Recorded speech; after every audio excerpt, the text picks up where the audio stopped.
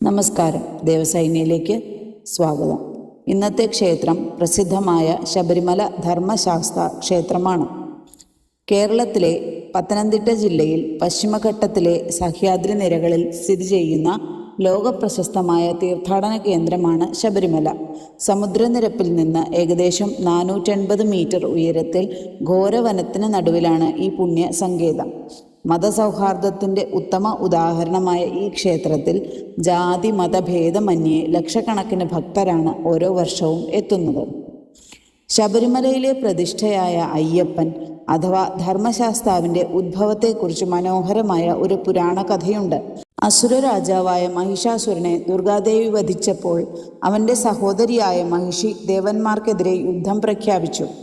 കഠിനമായ തപസ്സിലൂടെ മഹിഷി ഒരു വരം നേടി. ഹരിയുടെയും ഹരൻ്റെയും പുത്രനായി ജനിക്കുന്നവന് മാത്രമേ എന്നെ വധിക്കാൻ സാധിക്കാവൂ. പുരുഷന്മാർക്ക് പുത്രനുണ്ടാവില്ല എന്ന അഹങ്കാരത്തിലായിരുന്നു അവൾ ഈ വരം ചോദിച്ചത്. ഭസ്മാസുരനെ വധിക്കാൻ വിഷ്ണു ഭഗവാൻ സ്വീകരിച്ച മോഹിനി രൂപത്തിൽ ശിവനുണ്ടായ പുത്രനാണ് മണികണ്ഠൻ.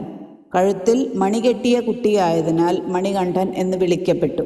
പുത്രഭാഗ്യമില്ലാതെ വിഷമിച്ചിരുന്ന പന്തളം രാജാവായ രാജശേഖര പാണ്ഡ്യന് പമ്പാ നദിക്കരയിൽ നിന്ന് ഒരു ശിശുവിനെ ലഭിച്ചു. രാജാവ് മണികണ്ഠനെ കൊട്ടാരത്തിൽ വളർത്തി. മണികണ്ഠൻ വളർന്നു വലുതായപ്പോൾ രാജാവിനും രാജ്ഞിക്കും ഒരു പുത്രൻ ജനിച്ചു. മന്ത്രിയുടെ കുതന്ത്രത്തിൽ വീണ രാജ്ഞി മണികണ്ഠനെ ഒഴിവാക്കാൻ രോഗം ബാധിച്ചതായി അഭിനയിച്ചു. പുലിപ്പാൽ കുടിച്ചാൽ മാത്രമേ രോഗം മാറൂ എന്ന് മന്ത്രിയുടെ ആളായ വൈദ്യൻ വിധിച്ചു. രാജ്യത്തെ രക്ഷിക്കാൻ മണികണ്ഠൻ കാനനത്തിലേക്ക് പുറപ്പെട്ടു. വനത്തിൽ വെച്ച് മണികണ്ഠൻ മഹിഷിയെ വധിക്കുകയും ലോകത്തെ ദുരിതങ്ങളിൽ നിന്ന് രക്ഷിക്കുകയും ചെയ്തു. പുലിയുടെ പുറത്തേറി പുലിപ്പാലുമായി കൊട്ടാരത്തിൽ തിരിച്ചെത്തിയ മണികണ്ഠൻ താൻ ദൈവപുത്രനാണെന്ന് വെളിപ്പെടുത്തി. തുടർന്ന് തനിക്ക് വസിക്കാൻ ശബരിമലയിൽ ക്ഷേത്രം പണിയാൻ നിർദ്ദേശിക്കുകയും അവിടെ യോഗനിദ്രയിൽ ലയിക്കുകയും ചെയ്തു. ശബരിമല ക്ഷേത്രം മറ്റു ക്ഷേത്രങ്ങളിൽ നിന്ന് വേറിട്ട് നിൽക്കുന്നത് അവിടുത്തെ കഠിനമായ വ്രതാനുഷ്ഠാനങ്ങൾ കൊണ്ടാണ്. 10 മുതൽ 50 വയസ്സുവരെയുള്ള സ്ത്രീകൾക്ക് പ്രവേശനം ഇല്ല എന്നതും അവിടുത്തെ സവിശേഷതയാണ്. ബ്രഹ്മചാരി ഭാവത്തിൽ ഇരിക്കുന്ന ഭഗവാൻ ആയതുകൊണ്ടാണ് ഇങ്ങനെ ഒരു സവിശേഷത. വൃശ്ചികം 1-ാം തീയതി മുതൽ തുടങ്ങുന്ന 41 ദിവസത്തെ വ്രതമാണ് മണ്ഡലകാലം. ഈ സമയത്ത് ഭക്തർ ലൗകിക സുഖങ്ങൾ വെടിഞ്ഞ് മാലയിട്ട് സ്വാമിയായി മാറുന്നു. ക്ഷേത്രത്തിലേക്ക് പോകുന്ന ഭക്തർ ശിരസിലേറ്റുന്ന പാവനമായ കെട്ടാണ് ഇരുമുടി. ഇതിൽ മുൻകെട്ടിൽ ഭഗവാന് അർപ്പിക്കാനുള്ള നെയ്യും തേങ്ങയും പൂജാദ്രവ്യങ്ങളും, പിൻകെട്ടിൽ ഭക്തന്റെ ഭക്ഷണ സാധനങ്ങളും കരുതിയിരുന്നു. ക്ഷേത്രത്തിലേക്കുള്ള 18 പടികൾ അതീവ പാവനമാണ്. ഓരോ പടിയും ഓരോ തത്വങ്ങളെ സൂചിപ്പിക്കുന്നു. ഇരുമുടിക്കെട്ട് ഉള്ളവർക്ക് മാത്രമേ ഈ പടികൾ ചവിട്ടാൻ അനുവാദമുള്ളൂ. തത്വമസി എന്ന വാക്കാണ് ശബരിമല ക്ഷേത്രത്തിനു മുന്നിൽ കൊത്തിവച്ചിട്ടുള്ളത്. അതിൻ്റെ അർത്ഥം അത് നീയാകുന്നു എന്നാണ്. ആരാധിക്കുന്ന ഭക്തനും ആരാധിക്കപ്പെടുന്ന ദൈവവും ഒന്ന് തന്നെയാണ് എന്ന അദ്വൈത ദർശനമാണ് ഇത് സൂചിപ്പിക്കുന്നത്. ശബരിമലയുടെ ഏറ്റവും വലിയ പ്രത്യേകത മുസ്ലിം യോദ്ധാവായിരുന്ന വാവരുമായുള്ള ബന്ധമാണ്. അയ്യപ്പൻ്റെ അടുത്ത സുഹൃത്തായിരുന്നു വാവർ എന്നാണ് വിശ്വാസം.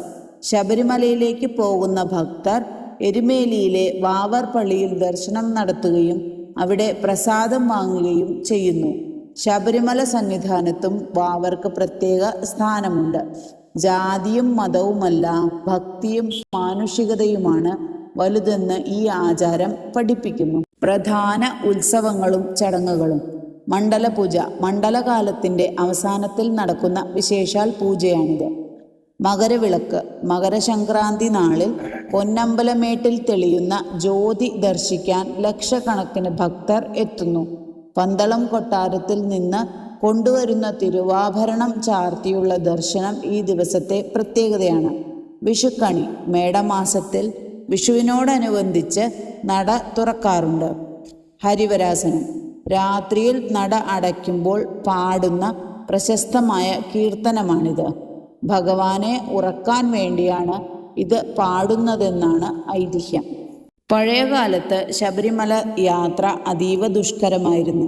കിലോമീറ്ററുകളോളം വനത്തിലൂടെ നടന്നു വേണമായിരുന്നു മല കയറാൻ. എരുമേലി പേട്ടതുള്ളൽ.